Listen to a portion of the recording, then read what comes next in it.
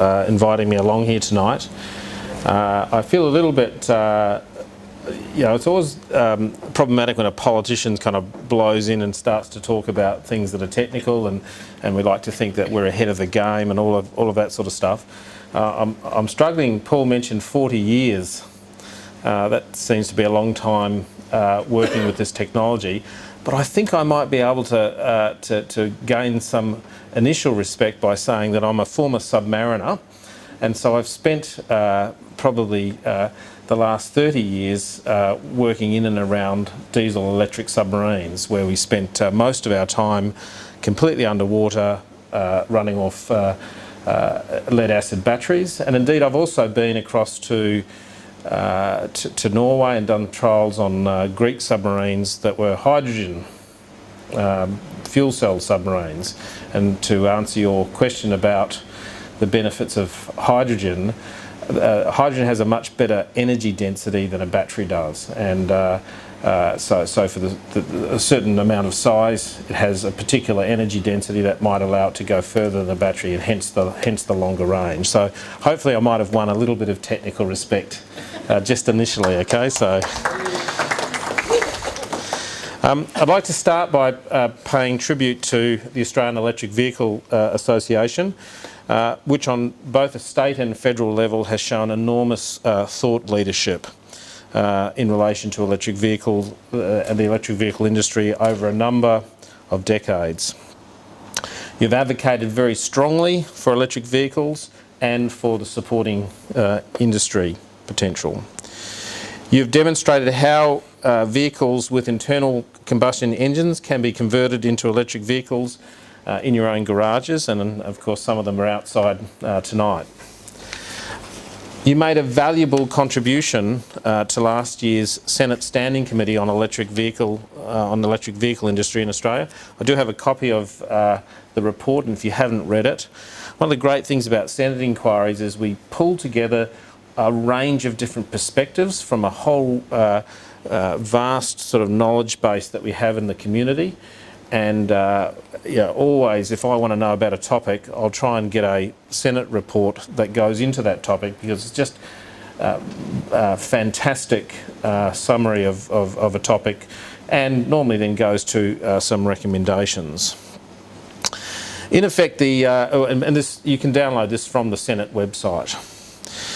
In effect, the Senate committee found that you have done what successive federal governments over the past decades have not done. That committee's final report found, and I quote from its executive summary, that EV take-up in Australia lags behind that of other comparable countries, and I quote, due to the relative absence of overarching policy direction from Australian governments. End quote. Government has a really big part to play in this, and I'll touch on that as I continue speaking. So what a damning finding that is in relation to the Rudd-Gillard-Rudd Labor governments, and indeed the Abbott-Turnbull-Morrison government since 2007. Just to put it in perspective, just so you know where I sit in politics, I'm in the centre. I took over from Nick Xenophon. And I'm a member of Centre Alliance. I'm neither Labor or Liberal. I'm not left or right. I like to think of us. We like to think in terms of right and wrong. Okay, so the report acknowledges for the past decade both Labor and coalition governments have been asleep at the wheel when it comes to electric vehicles. Now, I concur with the findings of the committee's final report and its 16 recommendations. But while the report was comprehensive, solid and most useful, it seemed to me that the recommendations did not go far enough. It lacked a sense of urgency that, by its own admission, had been lacking for the past decades. For that reason, I submitted my own additional comments about the problems and the need for an immediate solution. Interestingly, some of the points that I will go through shortly have now surfaced in Bill Shorten's recent election policy announcements in relation to electric vehicles. These points, especially the need to establish Australia as a global lithium battery manufacturer, were not canvassed in the committee's final report, nor were they in the additional comments of Labor Senators David Smith and Kim Carr, who was, of course, the committee deputy chair. It's also indeed intriguing to read last week that the Labor Party has been quietly working on a plan for the past couple of years, with high-ranking executives from the United States travelling to Australia to discuss co-investment options with opposition figures.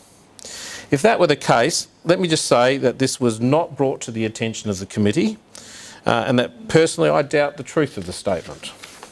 I challenge Labor to produce the names of those high-ranking executives who travelled from the US to Australia, which companies, to list which companies or industries they represented, whom they met with in the opposition, and the dates of those meetings. In the meantime, if imitation is the sincerest form of flattery, then I'm duly flattered that Bill Shorten appears to have lifted a key election policy from my additional comments to the Senate committee to now become Labor policy. To that I say, Bill, thanks for the lift, but let's go the full distance on my 2 additional recommendations. That might just help you pull out of the policy pickle that you might be in. As I wrote in my additional comments, the committee's recommendations represented a lost opportunity for the uptake of electric vehicles. They also failed to exploit the potential opportunities for Australian industry in this growing worldwide market, which is streets ahead of Australia. EVs are not a technology that may ultimately fail by way of low uptake. I said something both in the media and the Senate that this is not a technology that I'm picking as a winner, or anyone's picking it as a winner. It's a technology that the car manufacturers have picked as the winner. So we don't have to be afraid of going down a pathway that ends in tragedy. Okay, it is the future. Car makers themselves are backing the technology and are moving quickly to supply electric vehicles to a growing market. Other countries are setting solid targets in relation to electric vehicle take-up. EVs are at the forefront of a major transformation of the world's transport sector. It's not a question of if, but simply one of when. And yet the fact is that in January of this year, when the final report was released, both the government and the alternative government were not prepared to endorse a report containing affirmative and in many cases costed policy options. So many of them had been canvassed. Simple things like reducing or eliminating FBT on electric vehicles, eliminating import costs. There are a number of recommendations that would have involved a cost. There were recommendations in this report on how to offset them, but neither of the parties wanted to commit to that. They lacked vision and conviction when it matters most, and are at best perfunctory in their approach to this important national issue. When suddenly something becomes an election issue, they paddle furiously to find a position while assuming an air of calmness on the surface. This is why it pays to revisit the additional recommendations from the Senate committee members who have listened to the experts and come up with recommendations for immediate change. I should point out that the committee chair also provided additional comments and 13 of his own recommendations, particularly about how the transition to electric vehicles should be implemented in terms of targets and taxation. They also go a long way to broadening and strengthening the committee's recommendations, and to the extent that they are not inconsistent with my recommendations, they should be accepted. My additional comments featured 2 additional recommendations, which I'll address now. The first was that the government should utilise the approximately $740 million of underspent and forecast underspending funding in the Automotive Transformation Scheme to jumpstart the EV manufacturing and value chain support activities. So you may not be completely familiar with the Automotive Transformation Scheme. That was a scheme it's a statutory scheme, which means the Parliament has endorsed the expenditure, just as they might for other budget items, for well over $2 billion, and it was designed to help the Holdens and the Mitsubishis and the Fords. Any company that was producing more than 30,000 vehicles was supported by the Australian government up until Tony Abbott and indeed Joe Hockey dared the car companies to leave, unfortunately. So there's $740 million of statutory money allocated to the automotive industry that has not been spent. Now, in outlining my case for electric vehicles, I want to go through some of the considerable benefits that flow from electric vehicles. Now, you talk about them from a driver's perspective. In federal parliament, we have to think about them from a national perspective. Now, in terms of GDP improvements, if electric vehicles made up 57% of new car sales in 2030, there would be an increase in real GDP of $2.9 billion, an increase in net employment of 13,400 jobs, an additional investment in charging infrastructure of around about $3.2 billion. There would also be productivity improvements. I don't have to tell those of you who have electric vehicles that they cost less to run and they cost less to maintain. There would be direct fuel savings of $500 million and $100 million in maintenance costs for each 1 million electric vehicles in the national fleet.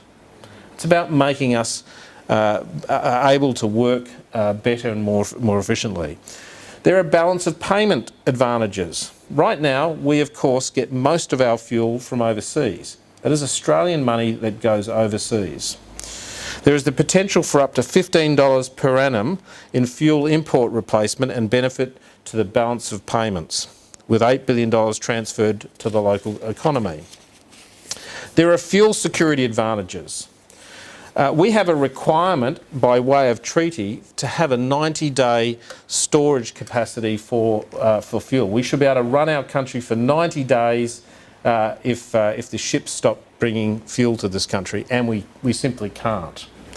So one of the ways to resolve that problem would be simply to switch to electric vehicles, thereby substantially reducing Australia's reliance on imported oil, reducing vulnerabilities to potential supply disruptions and unexpected changes in demands from other customers in Asia.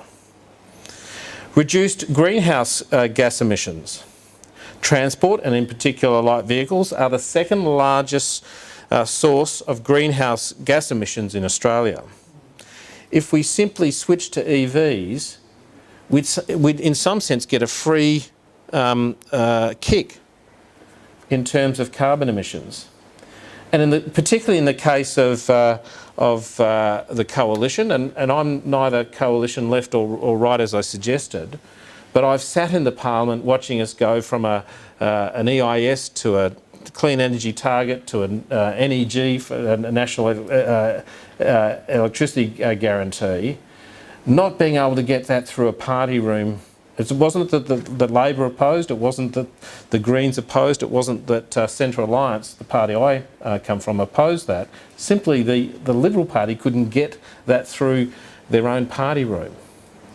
And yet this is a no-brainer. This is a way of reducing carbon emissions without any thought. It's free, yet they didn't do it. There's also a reduction in air pollutants that we get coming from the exhaust pipes of modern cars. Even though they're reduced, being able to eliminate them to zero would have health benefits as well. So there are lots of benefits for EVs, not just in the terms that you guys like to think of when you're enjoying driving these vehicles. There are some challenges that come with the switch from internal combustion engine cars to EVs, but these are all surmountable. And if we took the recommendations of this particular report and implemented them, there's no reason why we couldn't move to electric vehicles much faster. However, even more can and should be done. Some of you following may have followed Bill Shorten's budget reply speech, and it was mentioned before about Labor Party policy, where they talked about lithium. As identified in Chapter 4 of the report, there's a substantial opportunity for leveraging off the considerable ongoing and residual automotive industry that we have here in both in Adelaide and of course in Victoria. A weekend ago I was down in Victoria for the aftermarket conventions, and there's some great companies here in South Australia doing aftermarket products. Fantastic, just now exporting around the world. This ambition should extend to the manufacturing and assembling of complete electric vehicles, in addition to the continuing and transitioning the OEM and aftermarket design and manufacturing that resides in Australia. I met with Sanjeev Gupta last Friday. He's still very keen to push on and do something with electric vehicles here in South Australia. One component area that deserves special attention and which was discussed in the report but not in the recommendations is the potential for Australia to design, manufacture and export electric vehicle batteries. Australia currently mines over 60% of the world's lithium by value. We also have all the other minerals here in Australia to progress further up the lithium-ion battery value chain. I don't know about you guys, but I'm sick of us just exporting iron ore and then buying the products that are made from that iron ore at much greater expense. We shouldn't just be digging stuff up and sending it overseas. Australia has historically mined all kinds of minerals and shipped them offshore to subsequently be turned into products that come back here in a much more expensive form. And in doing so, it sells itself out and distorts our balance of trade. With large lithium reserves that have captured 60% of the world market hungry for lithium batteries, Australia has the chance to change its mining methods to great national benefit. With a plan and national will, Australia could become an international lithium battery powerhouse. Not just for EVs, but for batteries in consumer electronics, mobile phones, power tools, robots, drones, and indeed power banks for houses. Now, there are 5 stages for processing lithium. Mining and concentration, and we actually do that pretty well. That's what we do right now. Now, that's projected to be worth in 2025, $12 billion.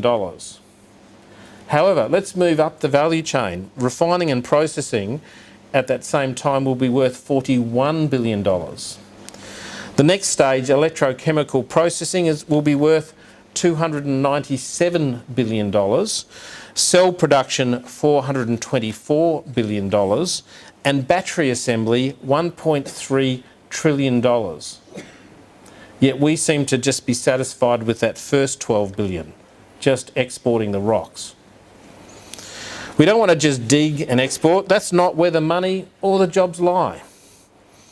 A well-considered whole-of-government approach to industry could see Australia engaging in all 5 stages with significant benefits to the Australian economy. Mining and concentration, as I said, is in hand. We currently are transitioning into the second stage. There's some a factory that's being developed in Kwinana in Western Australia. In relation to the latter stages of processing, Australia has many of the reagents and input materials for the second and third processing stages. And finally, there are already early stage proposals to develop cell production facilities in Townsville and Darwin, and the South Australian Government has recently supported a battery manufacturing plant in Adelaide as part of its home solar panel battery scheme. A national lithium battery endeavour could be supercharged through the production of electric vehicle batteries in Australia. Clearly, support for manufacturing of electric vehicle components, including and especially batteries, must come from government. We must support these activities. Fortunately, there is already some money allocated by statute that I've talked about, that $740 million from the ATS scheme. In the wake of the Abbott government's foolhardy decision to shut down the internal combustion engine automotive industry in Australia, that money has not been fully spent. When I was working for Nick Xenophon, my predecessor, we got the PBO, the Parliamentary Budget Office, to do the analysis, and that's where that $740 million of extra money comes from. It's a significant amount of money that could be utilised to spawn that industry. And such a decision, in my view, would be certainly in the national interest. The added benefit for whichever government wins power is that the money's already there. It doesn't require Labor's $1 billion advanced manufacturing fund. To both sides of politics, please take this on board. My second recommendation pertains to the setting of proper electric vehicle targets and the end of the internal combustion engine in Australia. As noted in the committee report, in 2017 alone, there was a 57% worldwide increase in new electric vehicle sales from the previous year. In that year, some 3.1 million electric vehicle cars were sold. More than half of those were in China, where electric vehicles holds a 2.2% market share. Compare those to sales in Australia. In 2017, over 1 million cars were purchased here, but only a measly 2,300 were battery electric vehicles or plug-in electric vehicles. About 0.2%, I heard Paul mentioning that figure. That's all we have. China, like Germany, the US and many other countries, has targets for the uptake of EVs. The uptake of EVs through targets and through the eventual prohibition of the sale of new internal combustion engines vehicles is a challenge that should be met with tenacity and decisiveness. Already more than a dozen countries, including China, Germany and the US, have announced they will ban the sale of new internal combustion engine cars. Further, the Volkswagen Group has announced that its next generation of ICEs, due in 2026, will be its last. It's clear the world and manufacturers are transitioning. This transition must be embraced by current and future Australian governments. The most significant policy decision the government could pursue is prohibiting the import and sale of new vehicles with internal combustion engines. While a prohibition appears to be a dramatic position, it does have some key advantages. Doing so would send a very clear message that Australia recognises that the world is in a transition and is embracing a future where electric vehicles are commonplace. Prohibition of internal combustion engines cars, rather than setting targets for the uptake of EVs, is the most effective way of addressing the risks and challenges associated with transitioning to electric vehicles. For that reason, my second recommendation is, and it's the strongest recommendation in the report, the government should legislate to prohibit the sale and import of new internal combustion engine cars by 2035. I think it's a very reasonable proposition. We can see all those cars out the front here, all very, very practical. And whilst there are things like range anxieties and lack of infrastructure, by 2035, that will all be gone. We need to show leadership on this. It's a bold move, but one that Bill Shorten and Scott Morrison haven't made, but they need to consider. In closing, let me state simply that the next federal government this country elects must abandon its Luddite approach to Australia's inevitable transition to electric vehicles. The government must accept and implement the committee, the chairs and my recommendations from the committee report. And given that we are in South Australia, we must also remind the state and territory governments that they need to get with the times as well. You will note recommendation 8 from the committee report was that the committee recommends that the Australian government work with state and territory governments to bring a Formula E championship race to Australia. Now I say Adelaide, they say Australia. As it happens, that recommendation was sparked by a submission from you here tonight, the Australian Electric Vehicle Association of South Australia. Okay, that was your input. You submitted that the support that sport is often used as a means to capture the public's imagination and to show that electric vehicles are high-performance machines. Some people, like the current Prime Minister, for example, will often fall back on 20th century aphorisms about electric vehicles, saying things like, they don't have much grunt. Wrong, right? Or that the ute is on a death row, that they're just false and cringeworthy.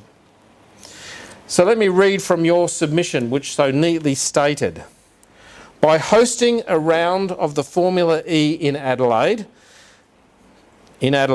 there would be more than just a race, but a host of aligned activities with a focus on e-mobility.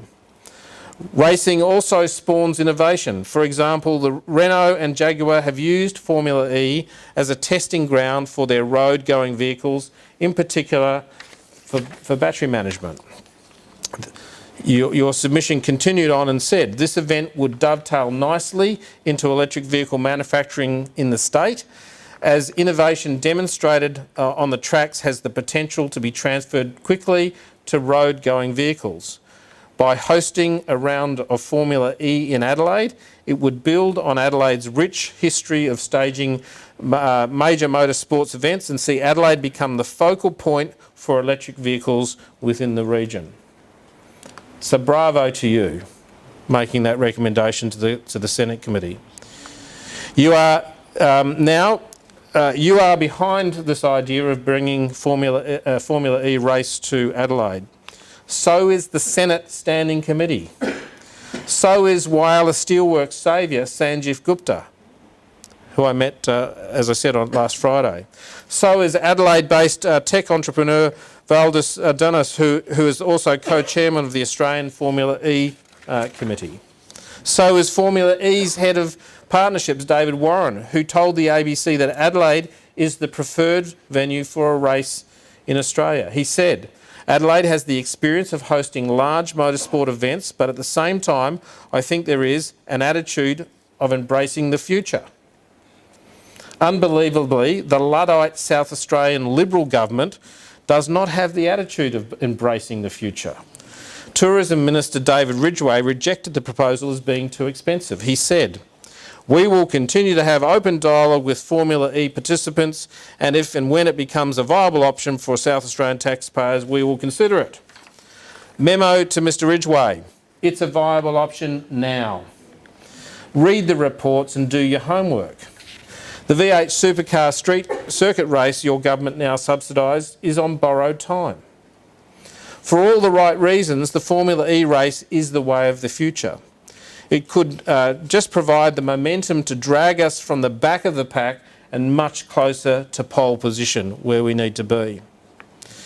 As your organisation has so ably demonstrated over the years, the problem with innovation isn't really about Australia as a nation. The problem really is about the way our major parties do government.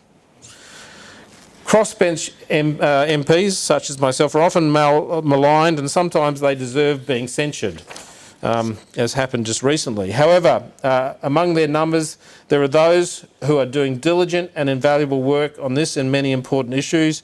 As with all things on election day, it's up to voters to choose the correct balance. Thank you, and I'm happy to take some questions if anyone wants to ask them.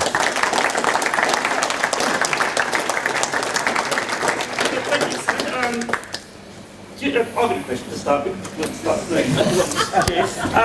You said you had discussions with Sanjay Gupta. Do you want to elaborate on that a bit? I mean, I know he's interested in manufacturing. Did you talk about that? Or? Yes. So, look, I had a bit of a chat with Sanjeev.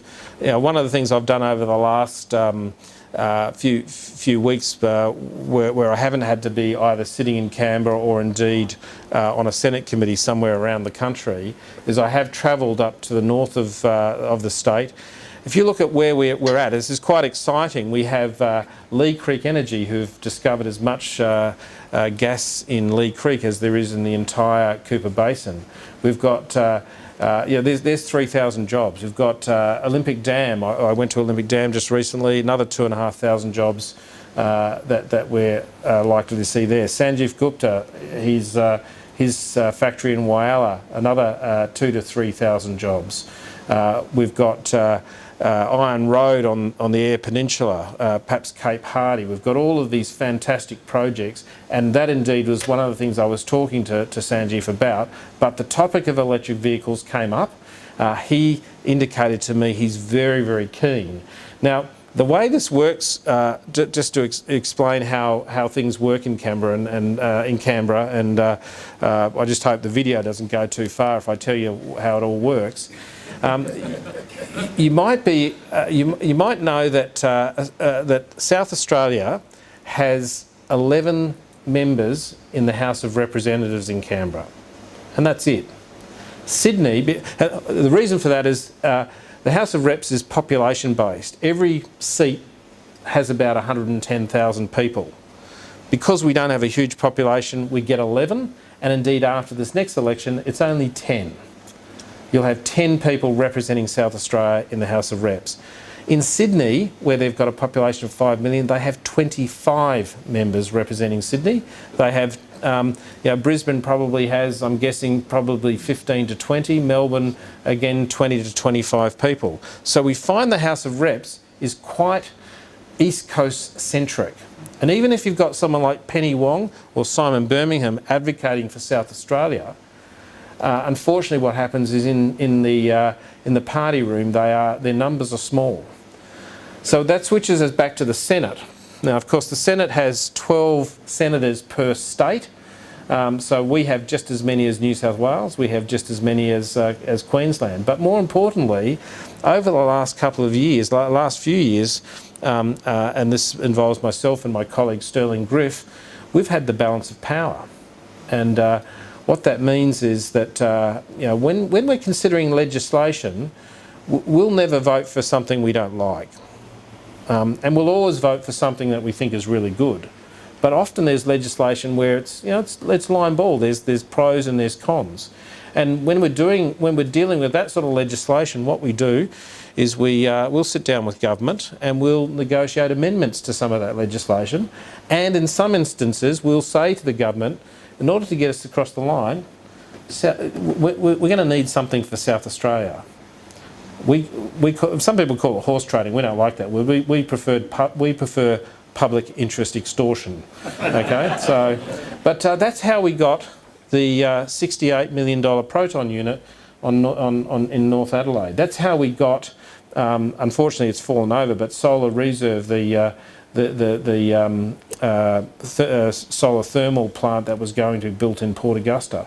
That's how we got a $100 million advanced manufacturing grant split between Victoria and South Australia. And there are so many more things I could talk to you about in terms of where we've got extra things for South Australia. And that's something I might be able to help Sanjeev Gupta out with if he needs some assistance to get something up and running here in South Australia. I will not hesitate. Not hesitate. In fact, I was involved in a negotiation just recently with the attorney, and he said to me, Rex, how about we spread more money across Australia rather than the additional funding you're seeking for South Australia? I said, no. I'd rather have a larger amount for South Australia because I'm a South Australian senator, and New South Wales and Victoria and Queensland and West Australia, they've got their own senators. I work for South Australia. And that's the nice thing about being a South Australian-only party. So there are things that I can help people like Sanjeev Gupta out. And the conversation we had was about how might we help him. Where does he need some leaning? Where does he need some media focus? Where does he need me to stand up in the Senate and shout across the chamber at either the Liberal or Labor government, whichever one is in power? Okay, Roger, you had a question? You probably know that the Greens Party has a great interest in electric vehicles. So I'm wondering if there were Green senators on this committee. Actually, I could check, but I don't recall there being a Green senator. Janet Rice. Oh, Janet Rice, actually, yeah, sorry, there was. It's an interesting thought that I have when I think about electric vehicles and the Greens, because it's kind of the Greens and big business working together, and that's quite a rare proposition.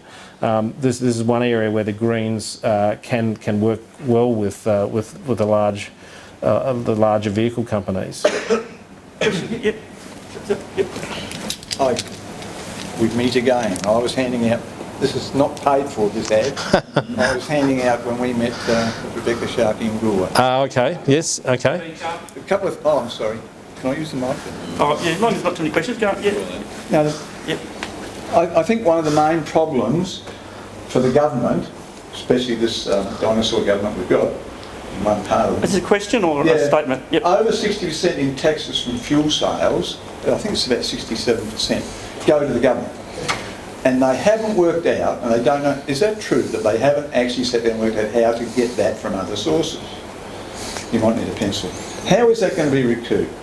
The other thing that I'm hearing is that Oz car building rules are the most stringent in the world, and this means overseas manufacturers, you might qualify this for these things, overseas manufacturers, they're not making that many right-hand cars compared to left-hand cars. Both of those things seem to preclude them from wanting to come to here. For an example, China has over 100 companies producing electric cars. We cannot import one of their cars yet. Okay, Maybe look, yeah, we'll get that. You get those questions. That's Right. that's probably two good questions. So it's about the fuel tax and about manufacturing. Okay, so there's a solution. There's a solution to fuel tax, and so that is a worry for the government as we switch across to electric vehicles, because they do take money from a fuel excise. But that's addressed by the committee actually, and it's simply we need to transition to a tax on kilometres driven. Okay, and that's the solution to that. So we can transition. So eventually, electric vehicles will end up paying, because you have to pay for road use and for all of the infrastructure, and that's the method. As for the ability to bring in vehicles, obviously we have we bring in a whole range of vehicles from overseas, from reputable manufacturers, and of course we do need to look after safety and make sure that our standards are high. I'm not familiar with the reason why the Chinese have found a barrier that perhaps the Germans and the French and the US haven't. So I'm not in a position to answer the second question. Any other questions? So if you're talking to Sanjeev Gupta and he's wanting electric vehicles, is he going to fund a fast charger up at Waiwala? Because we seem to have a lack of fast chargers and we're about to get thousands of electric vehicles in the next probably year, and we just want to get a bit further. Sure. Look, the difficulty here is that the government is just not even thinking in this space. Look, I'm not going to. I work with both the Liberal government and I'll end up having to work potentially with a Labor government. So I'm not normally critical on either of them. In fact, I'm critical of both of them. But it's clear to me that the Labor Party, in relation to electric vehicles, has a much better policy, not quite as strong as what we're advocating. But what we need to do is make sure governments are supporting the infrastructure. There's a great company up in Brisbane that builds these fast chargers, and unfortunately they're exporting to Europe because there's just no incentive for companies to invest in these fast chargers. But I'm sure that if he goes into the electric vehicle, I mean, he's doing a lot in renewables, I'm sure that he will eventually get to the point where he's got some sort of fast charging capability. But I don't think my problem is I don't think it's a matter for someone like Sanjeev Gupta to do that. We've got to get policies in place that make it so that every time we build a new property, there should be chargers in every car park. That they're the sorts of things governments can do to kick this along. Okay, other questions? Yes. Yes. Let's step a bit above federal and state government. Who are the lobbyists that have the government's ear and not coerce but encourage them to make policy and ignore other policy? Sorry, that was a question about lobbyists. Can't hear. I'll repeat the question. I can get it right. It's the question about lobbyists. We have the ear of the government to determine form policies. Is that it? Oh, look, Yep. look. If anyone were to contact my office, as your association did, I would receive any particular party, and particularly like to hear from people who are for and against. Governments do that to a certain extent. One of the things that I find most disturbing is that a lot of these, particularly with the major parties, the people who have access are the people who donate, and I think that's wrong. And unfortunately, I've worked in the defence space. I've worked with a coalition defence minister in the past, and there are certain people who've made donations. I won't say that they necessarily get what they want for that money, but they certainly get access. Yep. That's one thing that has to change. Other questions, Sally? Yep. One part of the submission that we made Yeah, I'll was repeat the question. Yeah. about relaxing the import conditions for us to directly import second-hand cars from Japan probably, but as New Zealand has, which has given New Zealand a much bigger head start with this, but also enabled all those little businesses with repairs, upgrades and all of that stuff that some early adopters need, work on their cars or upgraded batteries or something, and they're finding it very difficult to deal with, like, say, Nissan, for example, directly. But where do things sit with that? We're understanding there's going to be some relaxation with the SEVs list, but probably not as much as we would like. And that also would allow lower cost cars in, like second-hand cars are cheaper, rather than the higher entry price we've got now. So the question was about importing second-hand vehicles. At the moment we've got restrictions in Australia, whereas in New Zealand you actually can do that, and that then feeds into the other sections of the economy. Well, in some sense it goes back to your question about lobbying, and there's a very strong the Motor Trades Association have a very strong lobbying position. They don't want to have second-hand vehicles coming into the country that undermine their new car sales, and they put up a whole range of excuses as to why that is the case. You are correct, the rules are changing and they are getting slightly better, but in effect the rules here in Australia are you can only bring in a second-hand vehicle if that vehicle has a special characteristic, like it's a vehicle that was not otherwise sold or is no longer being sold here in Australia, or it has a particular large engine size or some particular characteristic about it. Unfortunately for us, both parties are captured by the motor trades organisations that want to sell cars at dealerships. But they haven't offered what we want to bring. Yeah. I understand. You won't have to go into Sure, discussion. no, We'll just go yeah. You can probably catch up with Cindy. Sure. Any other questions? Okay.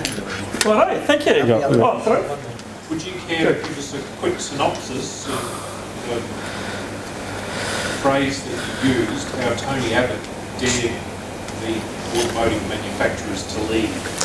Yeah, okay, so and it goes to the question about manufacturing here in Australia. Pretty much all around the world, whenever there is where there is a car industry, there are quite substantial government subsidies in one form or another. That's done to recognise that, for example, here in Adelaide, there is firstly, you can make everyone unemployed and you'll end up paying them unemployment benefits anyway, and then you'll have to deal with all the social problems of drugs and marriage breakdowns and all those sorts of things that flow from not having a job. But there's the benefit of all the supply chain, the fact that those workers buy coffee at a particular place, they need a nurse down the road, they need a teacher down the road, and most countries in some sense will subsidise, recognising that also a lot of innovation comes from the automotive industry. Now, unfortunately, after Tony Abbott got into power and Joe Hockey was the Treasurer, he effectively stood up in the Parliament and dared them to leave. And so they did, because he was sort of saying, well, why are we subsidising? And look, there is some argument there, but I think you have to do the sums, you have to look at how the rest of the world operates. he basically dared them to leave, and they very quickly thereafter announced they were leaving. And that was after Toyota just finished their plant in Victoria. Yeah. To build the hybrids. Yeah. Okay, yeah. Any other questions? Edward? Yeah, on the subject of subsidies, some countries have offered very substantial subsidies for electric car uptake. I think in the $12,000, $14,000 in some countries off the price of an EV, obviously to be phased out as they become mainstream, but as a way as a Kickstarter. It seems that Australia has steadfastly refused to go down this road and offer any sort of incentives. Do you see that as being a useful strategy to get the uptake accelerated? Look, there are... That question about subsidies? Yep. There are a whole range of suggestions made in this report about how you increase the uptake, and I support all of them. The difficulty is you've got a Liberal government, and once again, I work with the Liberal government, have for the last couple of years, but they unfortunately have just been Luddites on electric vehicles. Now the problem is with Labor is, and I heard Kim Carr, it's on the transcript from a Brisbane hearing of the committee. Labor will object to that because the difficulty they have is that most electric vehicles are expensive, and they find some philosophical objection to providing someone who can afford a vehicle like that with a subsidy, with a tax subsidy, as opposed to someone, you know, they always purport to look after the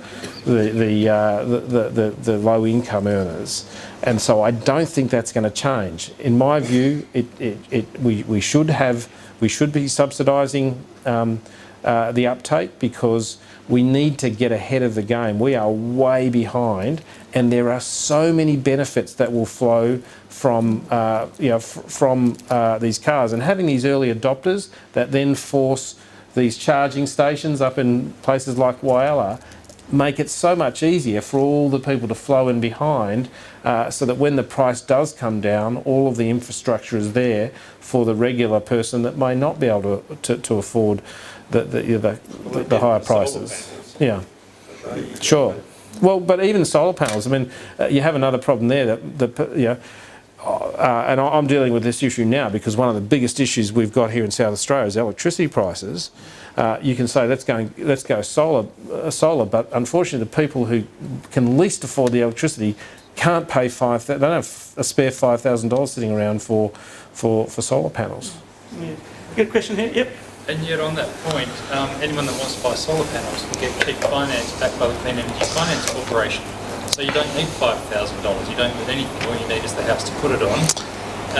And surely the same should apply for electric vehicles. Sure, they're expensive up front, but because it pays for itself in the longer term, you should be able to... Look, the Clean Energy Finance Corporation has looked at ways in which they can assist the industry, and I'd certainly be in favour of some similar sort of scheme. As you mentioned, the problem there is that once again, people who are often least able to afford solar also live in rental properties, and there's no incentive for someone who is a landlord to put solar panels on a roof. Because there's almost no benefit, and that's something I've had discussions personally with Matthias Cormann about, saying how do you solve that problem? We've got two more questions. Roger, another one, and one over here. So we'll do Roger first. Yep. I find the talk about how expensive electric cars are a bit nauseating, because the facts are that it's so cheap to run, and we need to work some mechanism out to make it easier for low-income people to buy them. But in any case, we need to when we talk about how expensive they are, we should say how cheap they are to run in the same sentence. It's probably a statement there. Yeah, sure. Yeah. It doesn't really help. It doesn't. People who can't afford them don't necessarily think in the same way as, the upfront capital cost is high. It comes down to how do we get volume to get the prices down, and we will get there. Okay, final question. Yes, thanks. Okay. I haven't had any on submarines yet. No, so no, this might be one. they're a fantastic electric vehicle. We can segue into that. Okay, we've discussed electric vehicles, personal vehicles. What about electrical infrastructure? You know, like China wants to do a brick and Belt and Road initiative. We could say, thanks very much, but we'll do our own. Why don't we have super trains? Electric trains travelling between our states, in our cities and whatnot. So they actually become the new future for our infrastructure. If we had such projects like that, it'd be similar to like, Sydney Harbour Bridge. Sure, I'm not here to do the bidding of the federal government, but they have announced a $10 billion rail fund, and it was actually 2 budgets ago. So there is a high-speed rail being considered now, and indeed there's the inland rail project. What we haven't got, unfortunately, here is solutions for rail here in South Australia. We really did get ripped off in the last budget. South Australia was ignored. Okay. All right, we might wrap it up there. So thank you very much. All right. Great. Thank you.